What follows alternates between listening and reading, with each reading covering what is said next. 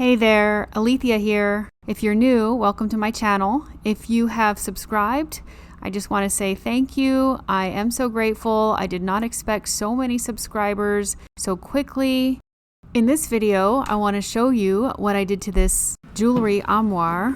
I'm so excited about it. I think it's so beautiful. First, as you can see, I'm fixing a few things. The backing was coming apart and I had to sand down a few places.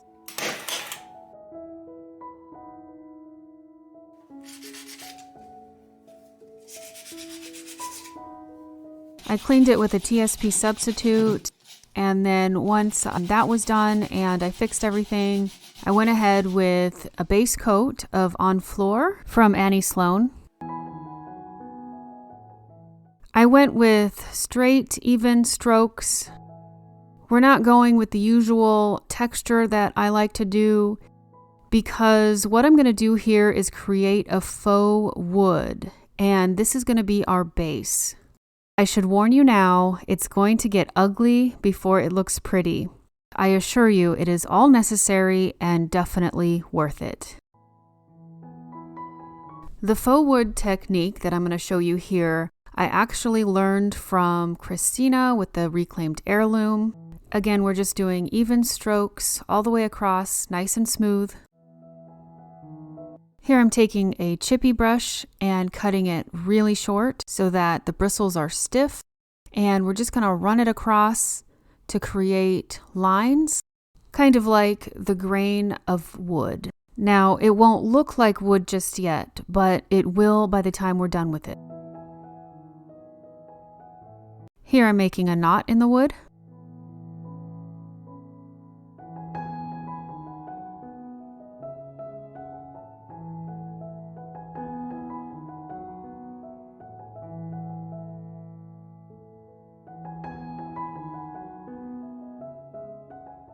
Then I just repeat this all over.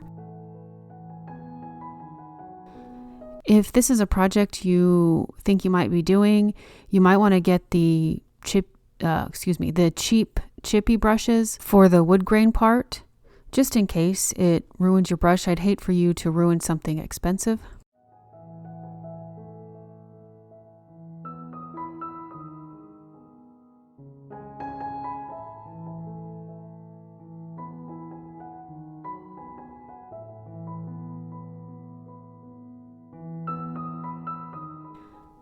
It looks like here a screw had broken through and lifted some of the finish, so I'm going to use that to create a natural looking knot.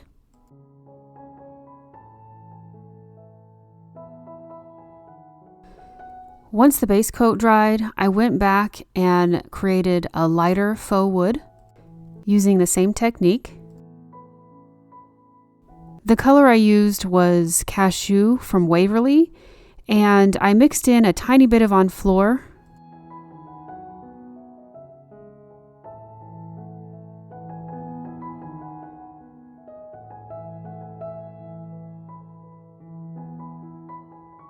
So here's what we have so far, and you'll notice it doesn't look like wood, but it will eventually. Also, like I mentioned earlier, it is going to get ugly before it gets pretty, and it's about to get pretty ugly, so bear with me, please. Next, it was time to mix paints, and I'm using Dixie Belle's Mermaid Tail, Sloan's Honfleur, Rust-Oleum's Chalked Linen White Paint, and a little bit of Peacock. I wasn't sure if I was going to use that, and I probably shouldn't have, but I did use it a little. Peacock is the bright blue one there. The story behind this, the reason I'm mixing paints instead of using Sloan colors is I don't like wasting paints or anything really. I recently did a dresser, the Mermaid dresser. I will link that below or somewhere for you. When I ordered the paints for that, I accidentally placed 2 orders from Dixie Belle. So I'm trying to make them more muted and earthy, which suits my style a little bit better. It was a lot of just mixing until I got the right tone. Of course, you got to go with what works for you. And Sloan has some nice colors. if you want to go more budget friendly, Waverly has some really nice earthy colors.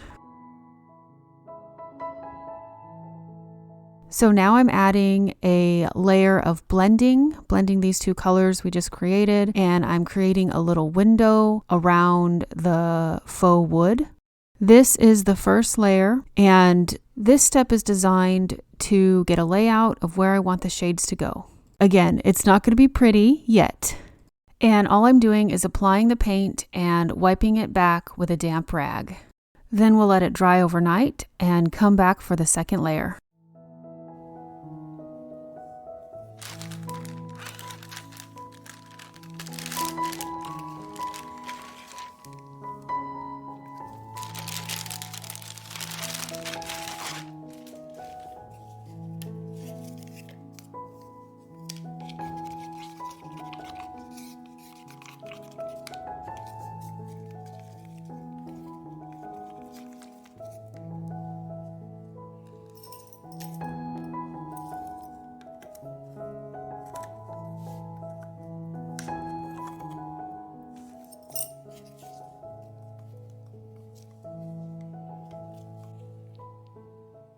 This is a makeup brush. I love using makeup brushes for this kind of blending because it makes it so much easier to manage the paint. Here I am being more deliberate and specific with where I want the paint to land.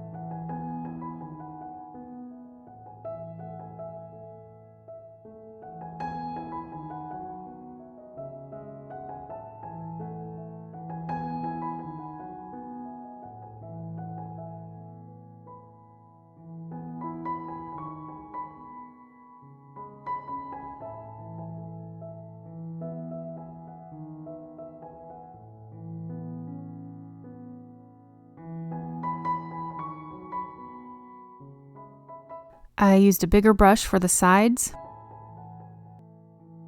Here we are so far. It doesn't look good. It doesn't look that good. I was a little worried, and maybe you are too, but the next step is going to make it all better.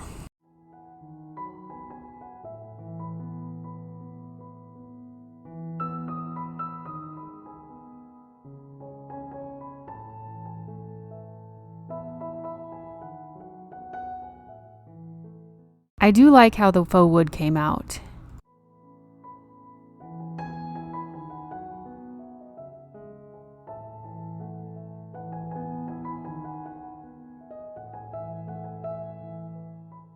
Next, I applied transfers from Redesign with Prima. This one is Blossom Flight.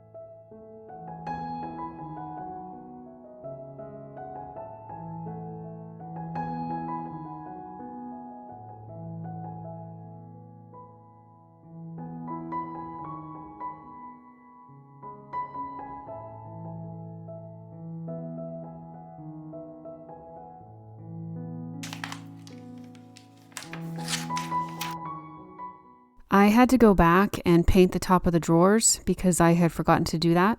Ideally, you want to do this when you're painting the base coat. After that, it was time to wax. Once again, I'm using Annie Sloan's clear wax because I believe it is the best. Of course, you can use whatever works for you. If you have a favorite sealer, share with us in the comments. I would love to know.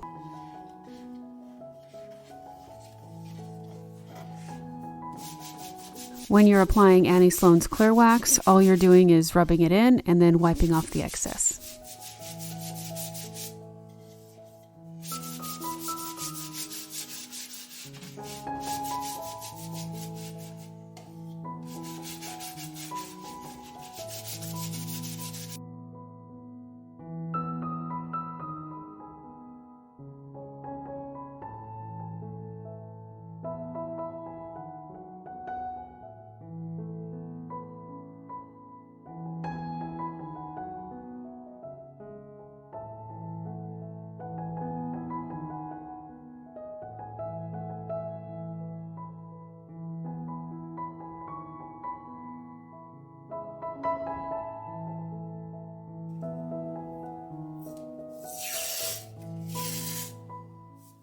I felt the jewelry box needed something more, so I created a little frame around it with Dixie Belle's gold gilding wax.